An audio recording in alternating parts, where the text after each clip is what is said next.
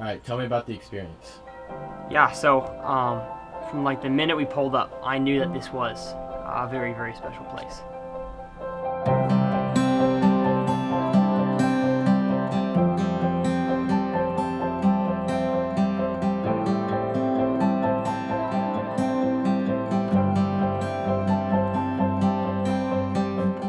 We're sitting up here in Ontario looking for a place to stay, and a buddy of mine named Cole Forsyth, who we're fishing with on Lake of the Woods for muskie, he basically said, hey, I have a family friend who owns a bed and breakfast out here on a small lake in northern Ontario, and so he said, hey, I'm gonna see if they can house you for the night. And so we're like, sweet, this is gonna be super awesome.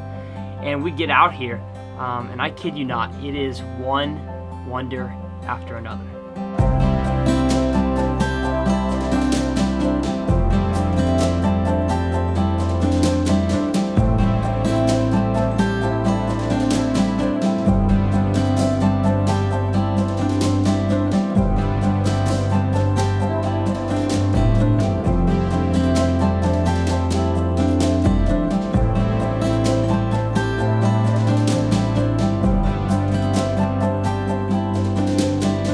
Like as I do with every place I go and every person I fish with, I always check around and see what they're like. And I looked up the Troi Ways just to see kind of who they were as people, and their story just from like the internet blew my mind. And so I think at this point it is best for us just to leave it to them to tell you their story. And enjoy, guys. We're Tim and Deanna Troi Way. We live in Kenora, Ontario, and we have a bed and breakfast, and we have a log house right on the lake, and we cater to people and have a sauna and kayaks.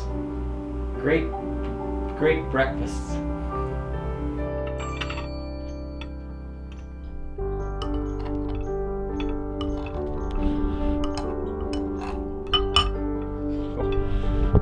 It's hard for us to brag about them, but It's pretty cool though. We have 3 boys. They all start with the letter D. So we have Dan, Daryl, Dave, my wife's Deanna, and I'm Dim, or Dad. And when the boys were growing up, because we lived out in the country, we told them that they could have one sport that they could really highlight on, because we just didn't want to be a taxi service for every event. And they all chose pretty well skiing as their family time out of school. And we enjoyed it as a family, and we have a little wee hill here in Kenora, only 150 vertical. And when the boys got older, we took them out to British Columbia into the big mountains, and they loved it. And they said, whoa, we gotta move here, this is so awesome. So when they finished high school, they moved out west, one at a time, and they started carving their career in snowmobiling and skiing. And they became very good athletes, very highly recognized in the ski world.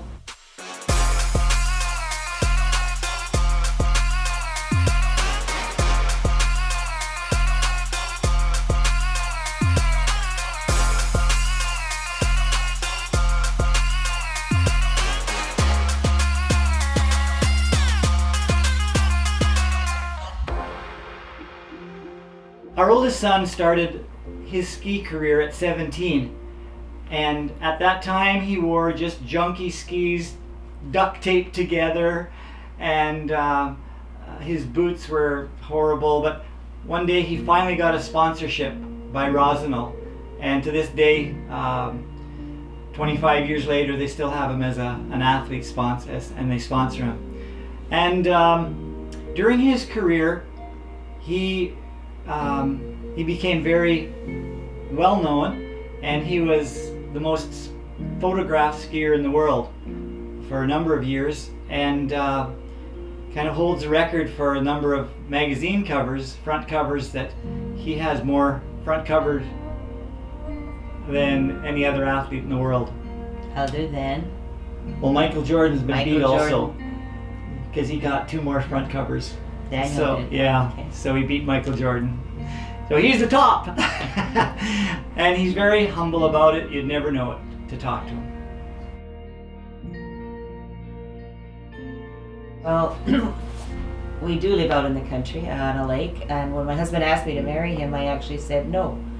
And he asked me why, and I said, because I never wanted to live in this place, Kenora. Now you can't get me away from it, and I have no desire to even be in town. It is so wonderful and peaceful out here with the loons. And yes, we do have a dog. He's Dorado. He's a golden retriever, and he's everybody's friend.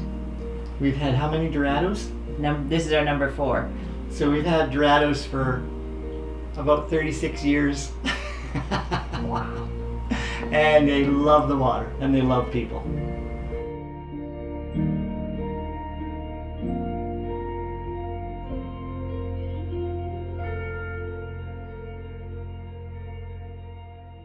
I built my own airplane starting probably 30 years ago, and I bought this plane and worked with another engineer, and he was a tremendous brain behind the whole thing, and I did almost all the work right up until the very end, and he put it all together, wings and engine and everything. And then to get in that plane for the first time and fly it was an amazing accomplishment, and it just flew like a dream. It was an amazing project. That it was such a feeling of accomplishment. And even tonight I went up, it was a perfectly calm day, the sun was beautiful bright red, and I just didn't want to land. I wanted to stay up and stay up forever.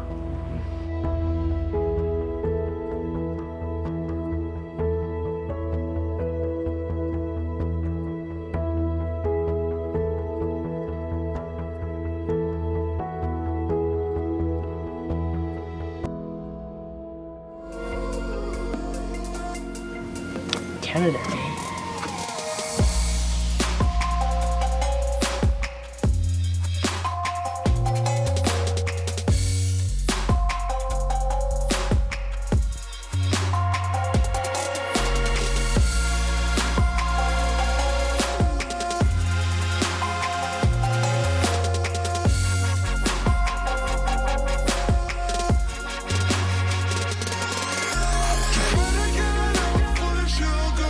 Looking at it.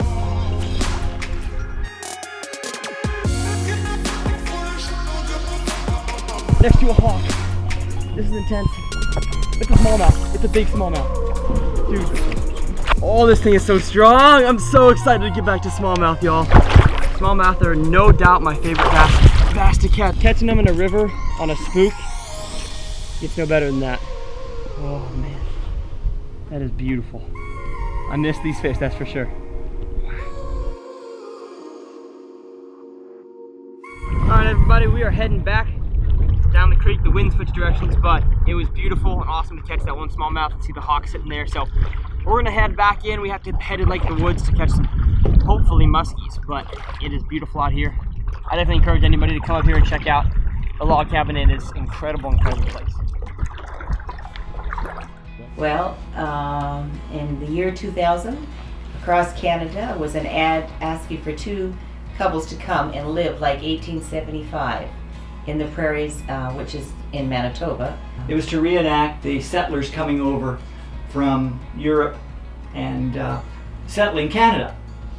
And so we got chosen through a process of elimination, thousands of applicants, and we went out and left our modern world of dishwashers and ironing boards and nice Tundra Toyota truck, and got on a wagon with 2 horses and a 6-week supply of food, and we went out to live like 1874. We had to plow our own land to plant our crops. We had to build barns and corrals, and we had to dig our own wells. We dug everything, and we had to live with the mosquitoes that were so thick that they felt they were going to carry you away at times. And the horses, we knew nothing about horses. They say to be an accomplished horseman, you have to experience a runaway. And we became very accomplished because we had so many runaways. It was the wettest June in 40 years. And I recorded in my journal that out of the first 23 days, it poured rain for 21 of those days. And it was horrible. I called it prairie purgatory. It was just horrible. The winter was very cold, and I believe it was the coldest winter on record in 120 years, and we loved it. We just became so adapted to it. We built log cabins that we lived in. They were quite cozy, although it was cold, but we loved it.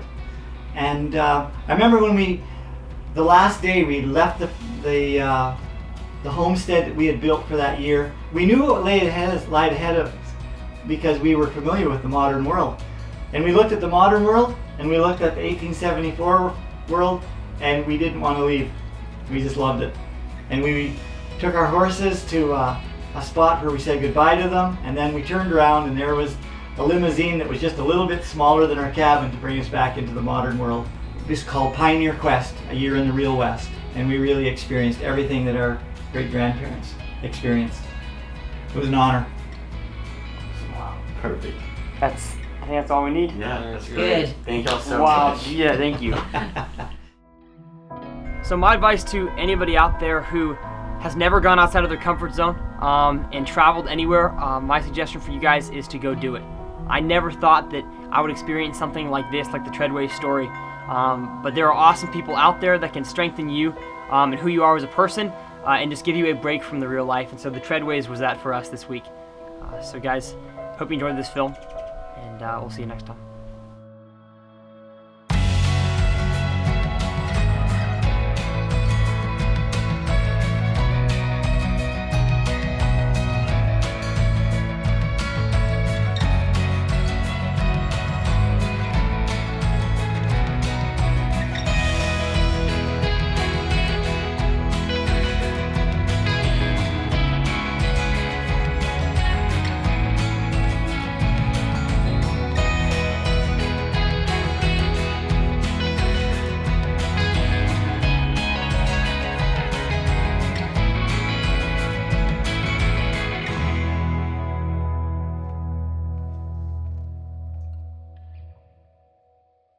I have a fish. I got a fish. I thought that I was in. Oh my gracious.